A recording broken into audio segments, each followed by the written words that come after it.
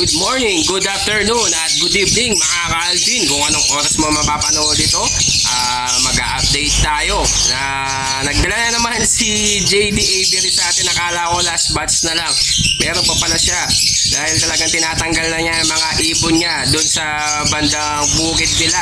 Marami pa pala siya doon na mga ibon. Ngayon dinala niya sa atin ay mga puro possible dan lahat po mga ka-Alvin. Kaya ito po, bali apat na pares yung nandito mga ka-Alvin. I-update natin para pakita ko sa inyo mga ka-Alvin kung ano-ano ang mga ibon na dinala sa atin ni JD Avery ng Candaba, Pampanga. Ay, stay tuned lang kayo, papasok lang natin ang intro.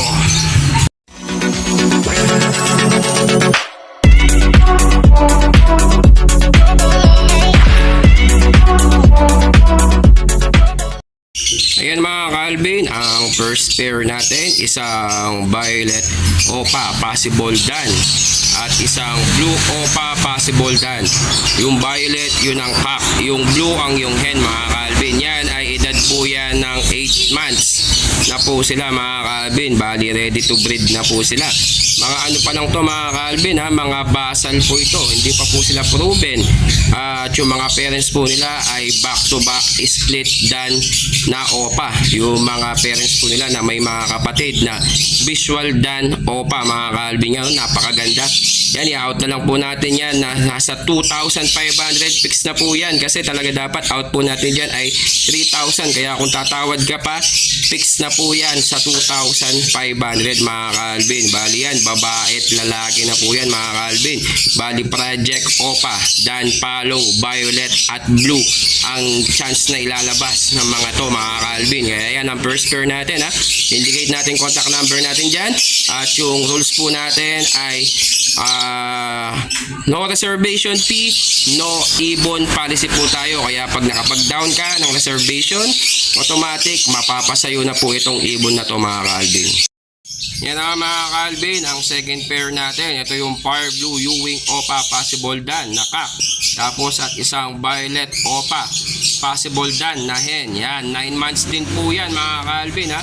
Bali ready for breeding na po yan habang breeding season na mga ka-Alvin. Yan, napakaganda. May project ka na ng fire blue opa Ewing or fire blue bio opa Ewing na dan palo mga ka-Alvin. Yan, 2.5 din yan mga ka-Alvin. Mabilisan lang po mga ka-Alvin. Parents po nila ay back to back split dan opa yung mga parents po nila. Kaya yan, sa mga gusto pong kumuha, nasa halagang 2,500 po. Wala na pong 3,000. Halos 2,500 na lang po natin i-out yan. Yung mga opa possible dan, mas mababa po tayo sa Bukawi, Bulacan mga ka-Alvin. Talagang legit breeder po yan na mga pinanggalingan po yan mga ka-Alvin. Kaya yung policy natin, no reservation fee, no ibon policy po tayo mga ka-Alvin. At ayan naman mga ka-Alvin, ang third pair natin mga ka-Alvin, blue opa possible dan nakak at isang far blue Ewing opa possible dan. Yan, bali project po kayo dyan ng mga project opa dan palo. Ngayon parang napakaganda ng mga buying ng dan palo ngayon, mga opa dan palo at dan palo. Ngayon sila po ang ngayon sa mga buying ngayon kasi may buying po ng mga project opa dan palo. Kaya ano pang hinihintay ninyo mga ka-Alvin?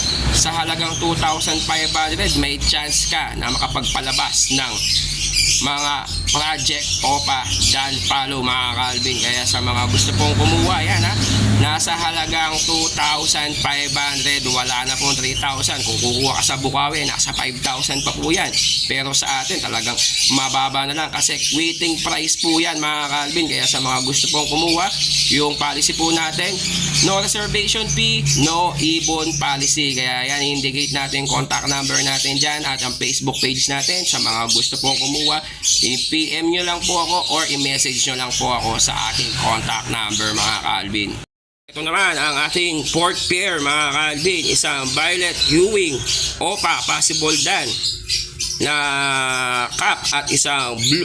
Ewan ko kung blue or bio to mga ka-Alvin. Siguro bio to mga ka-Alvin. Mahina tayo sa kulay.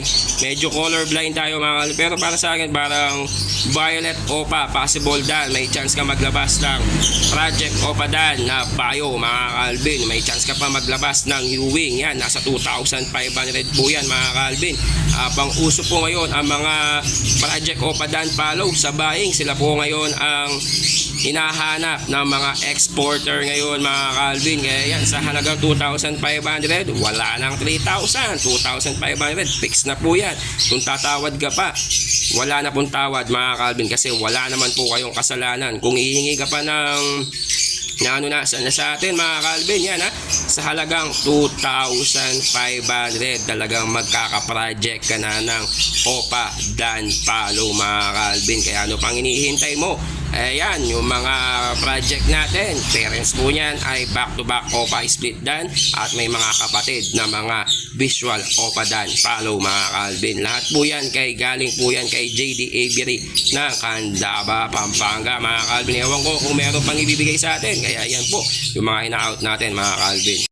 At ayun na nga mga ka-Alvin, napakita na natin yung mga apat na pares na Project Opa Dan Follow. Kasi ako nakakaamoy po tayo na nakaraan may nagbabaying ng mga Project Opa Dan Follow. Mukhang sila po ngayon ang hinahanap ng mga exporter ngayon at mga buyer sa ibang bansa, yung mga Project Opa Dan Follow. Kaya sa mga gusto pong kumuha at sa mga gusto pong mag-project ng Opa Dan Follow habang breeding season na, sayang baka makachamba ka dito mga ka-Alvin, kasi tayo ay nakaset na tayo ng mga Project Opa Dan Follow para sa nalalapit na export ng mga Project Opa Dan Follow na ngayon ay sila po ang mga kinukuha ng mga exporter ngayon mga ka-Alvin. Kaya sa mga gusto po kumuha, indicate po natin sa screen natin ang contact number natin at Facebook page natin para sa mga gusto po mag-message sa ating Facebook page, o kaya i-text nyo po ako, tawagan nyo po ako, nandiyan po ang contact number natin mga ka-Alvin. Kaya yung policy natin sa mga gusto po magpa-reservation,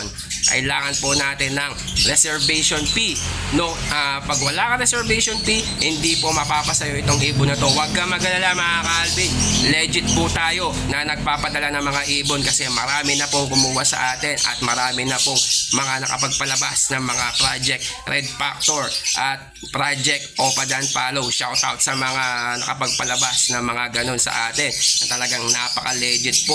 Meron pa tayong mga basher, talagang ayaan na lang natin kasi hindi naman sila kumukuha. Subukan muna nila kung talagang makakapagpalabas po sila ng mga project na binibigay po natin sa kanila kasi mga legit breeder po yung pinagkuhanan natin mga ka-Alvin. Kaya maraming salamat. Kung bago ka pa lang sa ating channel, huwag mong kalimutan mag-like at mag-subscribe at i-click mo notification bell button natin para lagi kang updated sa ating YouTube channel mga ka-Alvin.